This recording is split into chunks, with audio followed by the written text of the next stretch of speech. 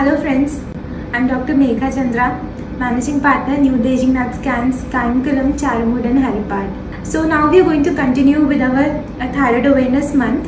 In the previous video, I told you about how ultrasound is helping us to differentiate between the benign tumors and the malignant tumors, which will help us in getting a timely treatment and also which will help us to know which nodule to get surgically removed and which to just follow up. In this particular video, we'll continue with our use of ultrasound but in a very different way, that is by the means of elastography. Now what is elastography? Elastography is nothing but we have to see for the firmness or the elasticity of a particular tissue.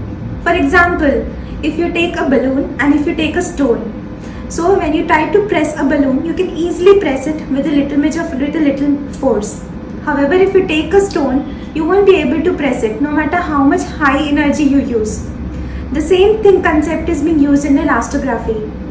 We told that there are two types of nodules, benign and malignant nodules. So these benign nodules, which are harmless nodules, which need only a follow-up, they are less firm. That is, they can be easily pressed. And the ones which are malignant type or cancerous type, they are very firm because of the tissues which are very fibrous.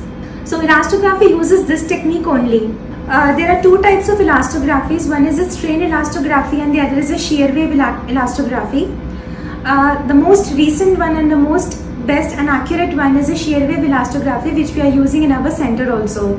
What happens is that some impulses are sent, high impulses are sent via the ultrasound to the tissue, that is to the nodule, and then we will be checking the elasticity of the nodule.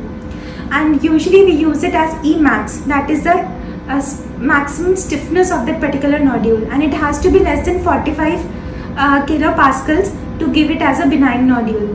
Now in elastography, what happens? We give an image or we do an interpretation on a color code mapping. What is a color code mapping is that whenever we do the elastography, we'll see a nodule.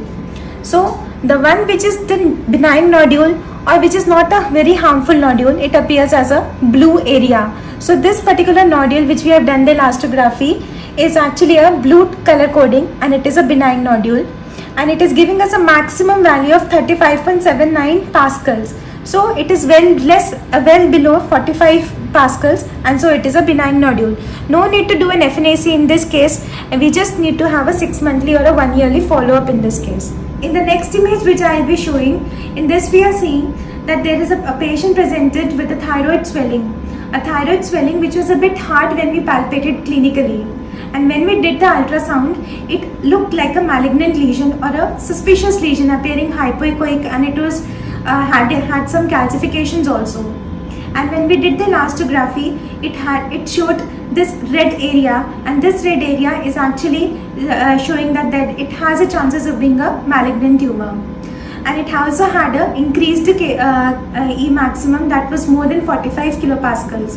When FNAC was done, this lesion came out to be a papillary carcinoma, and the patient was immediately went for the surgery. Now, why I am stressing about elastography is that when only ultrasound is used, the sensitivity, or you can say the accuracy of ultrasound for that particular nodule is less. However, if we make ultrasonography and elastography together, if we take, we can with 98 to 99% surety we can tell whether it is a dangerous nodule or whether it is a benign nodule on which you just need a follow-up. If with that much accuracy if we can tell, we don't even need to go for an FNAC and we can just go for a follow-up. So the interpretation of the elastography image is actually by a color code image. The soft tissues, that is a benign nodule or which is not a very harmful nodule, it usually takes up a blue color. However, a hard nodule or which we think is a suspicious malignant nodule, it will appear as a red nodule. So looking at this color mapping only, we have to interpret our image, and even the common person can also understand looking at that color image that if my nodule is looking more of blue color, it is a benign nodule which I don't need to worry about.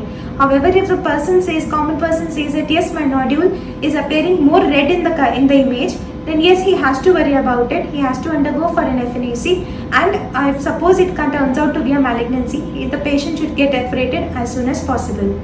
Thank you everyone for viewing the previous video and this particular video. The main aim of putting these videos is not for it is for the common people. The common people to know what they are having, what they are getting done, and how it is being interpreted, and how they can be aware of what is in their report, and how whether they should worry about the report or they should just follow up about that particular nodule.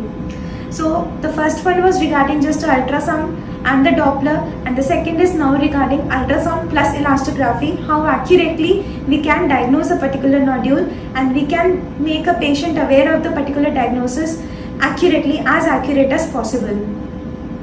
We'll surely meet again in the next video for our Thyroid Awareness Month. Till then, thank you so much everyone and take care. New Deshigrad Scans, Kayangulam, Charumud, Haripadu.